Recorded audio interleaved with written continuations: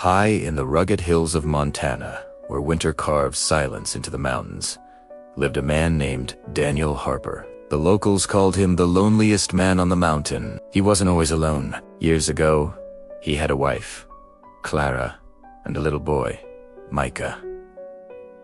They loved the mountains, the quiet, the wild, but one icy morning, a car accident on a frozen road took them both away. After that day, Daniel stopped speaking to the world. He left town, left people, and left everything that reminded him of laughter. He built a small cabin near the forest's edge, far from anyone who might ask how he was doing, because the truth was, he wasn't. It was late autumn when he first heard it. While chopping wood, a faint, fragile cry cut through the air. Following the sound, he found a young bobcat, its leg caught in a rusted steel trap. The animal growled weakly, its golden eyes filled with pain and fear. Daniel froze. Years ago, he might have walked away, believing he couldn't save anything, but something in its trembling body reminded him of his son's small hands. Scared of thunder, slowly, he set down his axe. "I won't hurt you," he whispered. With steady hands and a pounding heart, he pried open the trap. The animal collapsed, bleeding and shaking. Daniel carried the wild creature home. He cleaned the wound, fed it small pieces of meat, and sat beside it through the night. He didn't name it. He didn't want to get attached. But healing has a way of creating connection. Days turned into weeks. The bobcat's limp faded. It would sit by the fire, watching Daniel with cautious curiosity. One morning, instead of disappearing into the woods, it sat beside him on the porch. Daniel smiled faintly. "All right," he sighed. "I'll call you Ember." Its fur glowed like fire in the sunlight, and for the first time in years, Daniel didn't feel entirely alone. Winter arrived, brutally. During a snowstorm, Daniel heard frantic bleating outside. He opened the door to find a white goat tangled in fencing wire. Half buried in snow, she must have escaped from a farm in the valley. The goat trembled violently, her eyes wide not with wildness, but with a plea. Daniel wrapped her in a blanket and brought her inside. Ember watched carefully, but didn't attack. The goat, surprisingly, didn't panic. Instead, she pressed her head gently against Daniel's chest. That small act of trust broke something open inside him. He named her Hope, because somehow, that's what she brought with her. Hope followed Daniel everywhere, and Ember, instead of hunting her, walked beside her. A predator and prey, side by side. It didn't make sense. But neither did love. Spring melted the snow, and that's when danger arrived. While gathering water from the stream, Daniel saw a full-grown mountain lion, muscular and powerful. Watching him from across the clearing, it limped forward slightly, revealing a deep gash along its flank. Fear surged through him. This wasn't a small bobcat. This was the wild embodied. But he remembered something Clara once told him. Kindness doesn't ask if it's safe, it asks if it's needed. So Daniel did something unbelievable. He turned slightly and walked back toward his cabin. The mountain lion followed. Over the next weeks, Daniel left food near the forest's edge and cautiously cleaned the wound.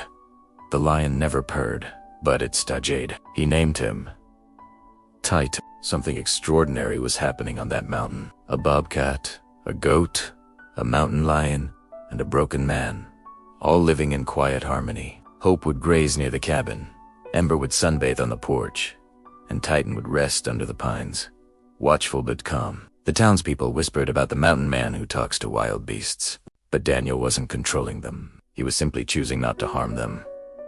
And in return, they chose not to harm him. In caring for them, Daniel slowly healed himself. He started speaking again, laughing softly when Hope nudged his pockets for treats, and sitting beside Titan at night, watching the stars. One evening, he whispered to the sky, "Maybe I couldn't save my family, but I can choose love now." And for the first time since the accident, he cried not from pain, but from gratitude. But peace is never without challenge. That summer, illegal hunters entered the forest. They were after a mountain lion, and they saw Titan.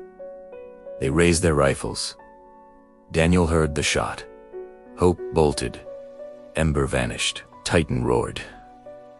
Daniel ran toward the sound without a second thought. "Stop!" Sawud. The hunters laughed. "That animal is dangerous." Daniel stood between Titan and the rifles. "He's not the danger," he sighed firmly. "Cruelty is." The men hesitated, perhaps seeing the look in his eyes, or the silent presence of Ember emerging behind them. They lowered their weapons and left. Titan was grazed, but alive. That night, Daniel realized something powerful. Love requires courage. Kindness is not weakness. It is strength that chooses compassion over fear. Word spread. Wildlife officials came, not to take the animals, but to understand.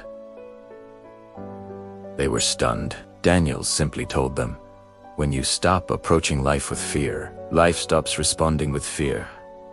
Years later, Daniel turned his land into a small wildlife sanctuary, a protected space for injured animals to heal. Volunteers came. Children learned that predators are not villains.